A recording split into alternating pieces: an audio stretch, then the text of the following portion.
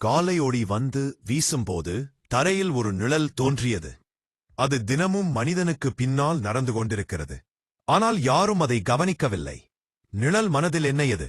நான் இருக்கிறேன்னு யாருக்கும் தெரியவில்லையா? இவ்வளவு நாள் இந்த உலகிலிருந்தும் என்ன மதிப்பும் இல்லாம போச்சு. அது வருந்திக் கொண்டிருந்த சமயம் மேலிருந்து மெதுவாக ஒரு ஒளி கேட்டது. சூரியன்தான். சூரியன் சொன்னது, நிழலே, யாரும் உன்னை பார்க்கலன்னு நீ துன்பப்படுற. ஆனா உன் வடிவத்தை காட்டுறது நான் இல்லைனா நீ எங்கும் தோன்ற மாட்டே. நிழல் அதிர்ச்சியடைந்தது. அதற்கு பக்கமே இருந்த காற்று சிரித்துக் கொண்டு சொன்னது, என்னை நீ பார்க்க முடியுமா? இல்லை.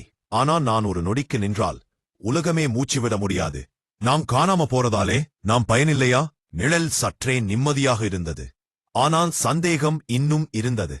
அப்போ அருகில் கிடந்த கல் மெதுவாக பேச ஆரம்பித்தது. கல் சொன்னது, என்னை எல்லாரும் மிதிச்சு போவாங்க, என்றரெங்களும் போவாங்க. ஒரு நாளும் நான் மதிப்பை தேடி அழுவேனா? இல்ல. மதிப்பு யாரோ கொடுக்கிறது இல்ல. அந்த 3 பொருள்களின் வார்த்தைகள் ஒரு தீபம் ஏற்றின. அது மெதுவாக சூரியனை கண்டும் காற்றையும் கல்லையும் பார்த்தது.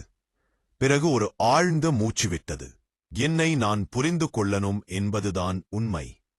அந்த நாளிலிருந்து நிழல் வருந்தவில்லை.